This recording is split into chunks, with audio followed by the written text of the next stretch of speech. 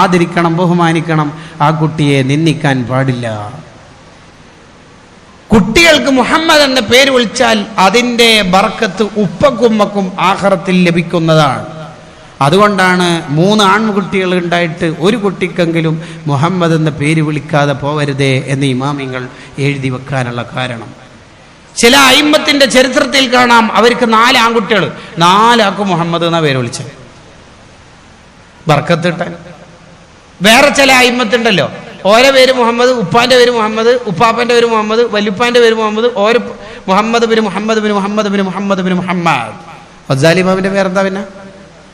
കണ്ടോ, ഇതെന്താ മുഹമ്മദ് എന്ന് വിളിക്കാത്ത? അത് ഇളയമാരെ മൂത്തമാ അനിയത്തിന്റെ മോൻ്റെ ഇതാകുന്നതിൻ്റെ അവർക്ക് മുഹമ്മദ് എന്ന് പേരിടണമെന്ന് നേരത്തെ തീരുമാനിച്ചോണ്ട് ഒരു കുടുംബത്തിൽ തന്നെ 2 മുഹമ്മദ് വേണ്ട തീരുമാനിച്ചു.